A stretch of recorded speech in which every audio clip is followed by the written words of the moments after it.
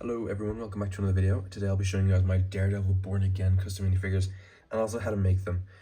This show was actually pretty good. I was really skeptical based on like the first episode, like the first scene with him like fighting Bullseye. I was like, oh, I don't know about this because I love Bullseye and I love Daredevil, but like the CGI was really wacky. I don't know. I was kind of like nervous because I binged the season 3 like as I was coming up to it because I was like, the clock is ticking. I don't have time to watch all this, like, so I had to binge it because my dad and I watched it. So we loved season 3. I don't think it's on par with season 3, but I don't think I wasn't expecting it to. But anyway, I'm going to show all these figures and kind of talk about the show while I explain them, each character as well.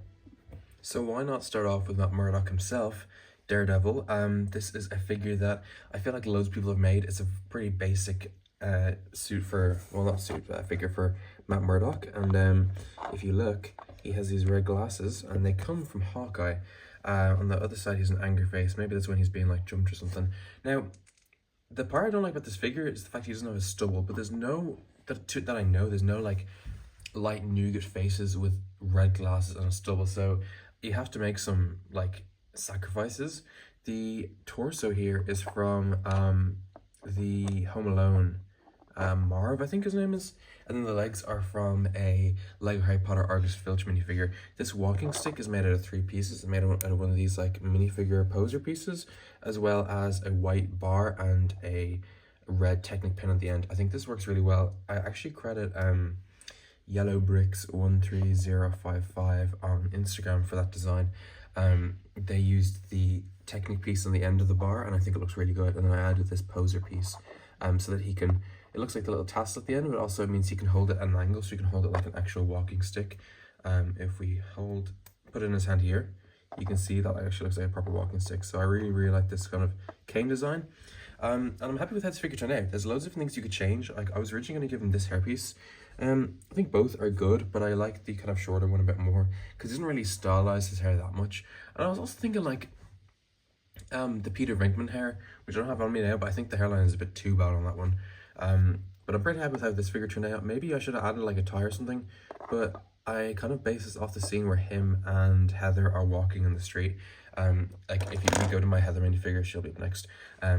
She is wearing her jacket as well. So speaking of which, next up is Heather, and this is her outfit I made for her. I'm actually really happy with how the torso and legs match together because they're actually not like from the same minifigure. The legs here are actually from, the torso and legs are from like one of the Weasley twins. I don't know which one it is because they both look the exact same. But you can either go for this kind of clothes jacket, which is what she wears, or there's also this open jacket from the same minifigure series. It's up to you, whichever one you choose. These are the legs that came in the set, but I want to give her brown boots to kind of, I thought it was kind of lazy just to rob with the torso and legs from the minifigure, but like I think this still creates a nice flow. Like it doesn't look wrong in my opinion. But anyway, these are the legs. I changed the hips because it had like the buttons on the jacket, but I think she looks pretty good. Interested to see more of this character. I was originally going to use this torso, but then I thought like she wouldn't really wear stripes, but I think the jacket is a better color than the one I have on. Because it's like a nude color. Also, you could use this is from Lego City, but I thought that the darker color was nicer on her. As well as this is just some like adventurer legs with the hips flipped around, so I wouldn't be double belting. This torso was also one of the ones I considered, but I thought, I don't know, it's too green. She doesn't really wear that kind of stuff, but, well, she does wear that kind of stuff when she's like in a therapy session, but I wanted to give her jacket. Then we have the man without fear, Daredevil, the devil of Hell's Kitchen, who is actually not in Hell's Kitchen anymore, which is kind of sad. He's gone up in the world, but the head and hair, well, head and, I don't know, horn pieces is from actual Daredevil himself. If you wanted to, you could color a Batman helmet here into red. That's what I was thinking of doing, but I like to stay purist. You could do that and then give him one of the Batman heads with the stubble, because he does, like, the part around his neck is black. And I was going to give him this scarf piece turned around to give him, like, that black neck piece here, but I think he looks a little bit too, like, I don't know, I think the suit makes the suit look a bit too thick there. And also, because I'm using the Shang-Chi torso flipped around, there is still black around his like neck and like lower kind of chin area. That is again Shang-Chi's torso flipped around. I like it. I was going to use this piece from Star-Lord, but turned around because it's red. But I think, I don't know, I think having the red on the torso creates a nicer kind of flow into the dark red on the torso, on the legs and arms. Speaking of which, these legs are from Star-Lord as well. The arms are from any Iron Man minifigure or Star-Lord. And then these buttons are from Daredevil, but I think they come in a few sets now, like these red buttons, because I have a few of them. I have some on my comic Daredevil as well. So they come in a few different sets, so like I can have comic Daredevil and this like MCU Daredevil in the same vicinity. They can be fighting each other. I don't know, maybe one of them's Bullseye dressed up. And then the hip piece here is just a regular black belt. I got this from Clutch Powers, I believe. Then we have Bullseye, who is actually one of my favorite characters. I just think he's so cool. Well, he's not cool, he's like really, really deranged, but I don't know, I like watching him. He's an interesting character. The torso is Bucky Barnes from the CMF series, flipped around. The hair, like the hood piece, is from Jay from Lego Ninjago. That face piece, I think works really well. I think that actually like genuinely looks like Benjamin Poindexter. It is from Hawkeye from the Disney CMF series. I think both faces look pretty good for him.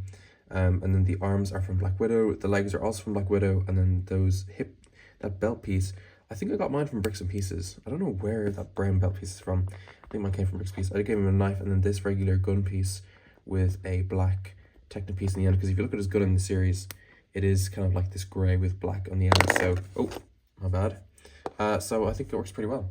And that is Bullseye. I hope we see more of him in the show because he's pretty interesting. Then we have White Tiger, who I really like this character. I thought he was super cool and also just seemed like a good person because it's the right thing to do. He has these like black and white dual molded arms. I believe these come from like, I think mine are from the Catsuit Girl from the Party CMF series, but I think I erased the printing, or unless I got it from somewhere else. I'm trying to think now, where would I have gotten them? I don't remember, but the headpiece is from The Mandalorian. The hairpiece is from T'Challa from the Marvel Minifigure Series 2. That hood piece is from Jack from Hidden Side. And then this torso is actually Mr. Knight's flipped around. These legs are from Zane from the Lego Ninjago movie. And then I just flipped the hips around as well. Sometimes I'll just flip the hips around instead of like replacing them with the same color, just so I don't lose them. I can keep them all together in one piece. And also, that headpiece is from White Tiger from the Lego comic sets. And if you didn't want to use that headpiece, because not everyone has it, you could also use this headpiece from Gwen. I think this isn't, like, it has the eyepieces and it's also white. And I was also going to give him the earpieces, but he actually doesn't have the ears in the series. Like, it's just a plain mask he can just pull over his head. I think his story is pretty interesting. I think his niece might take up the mantle. That's my prediction. Then we have Muse, who's a pretty interesting character so far. We haven't seen much of him, aside from, like, him in his, like, weird cave with all the people he's, like, hung. I thought that was really graphic. Like, that took me by surprise, because I guess with Marvel, it's not always that kind of dark, but I think he seems pretty weird. Everyone uses the Mr. Knight headpiece for him, but I don't know, that doesn't kind of, like, work with me, because it has the seam down the middle, and you can see his eyes through the suit. So I use this Spooky Boy headpiece, and then put this like Ninjago mask over it, because I think this kind of works better, because you can see his eyes in the suit, and also like the Spooky Boy headpiece has the crescent on his forehead. No, sorry, the Mr. Knight headpiece has the crescent on the forehead, and around the back you can see the face, but that doesn't matter. This torso piece is from Paul Walker from Fast and Furious, and then I used this kind of like rubber band piece just to go around, because he has like straps on his shoulders, and then for his long black gloves I used these pieces from the Lego Mad Scientist. So I know where these are from, I just don't know where the inverted ones are from. And also I've seen many people use this torso from Nick Fury flipped around. I think this also works really well, but for me I wanted to do something a little bit different, so I'm happy with how this turned out. He has this like cap piece which you can get in like so many sets. It's from any criminal like ever. And then these legs are from the Lego Johnny Thunder minifigure they made in a CMF series a few years ago. Then we have Vanessa. That's my Kingpin impression, it's pretty bad. The headpiece is from like so many characters now, I can't even think of one. I feel like most people, it's from Bellatrix, that's where I got mine from. The hairpiece is from Captain Carter, my favorite MCU hero. It's a joke, I don't like her at all. This torso is from Pepper Potts, and the legs are from Zane from the Lego Ninjago movie CMF series. I like this custom. It does look very similar to mini superheroes today's, but I think he does a really good job. He uses the same hairpiece and torso piece, so I have to credit him for that. But I chose the legs and face myself. I think his is really good. I like mine as well. I chose mine for different reasons. I chose to change it for different reasons, but I think I have to give credit to him because I watched his video and I was like, wow, that's a really, really good character.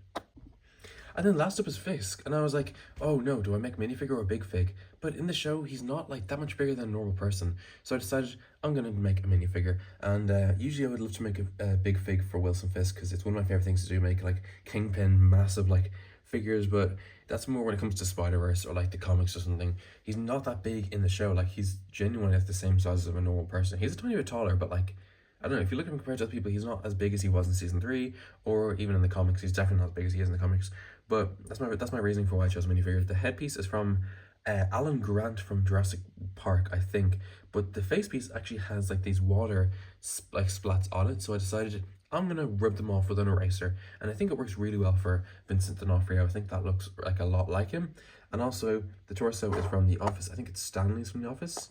And I just gave him some regular grey legs and some grey arms and some light nougat hands.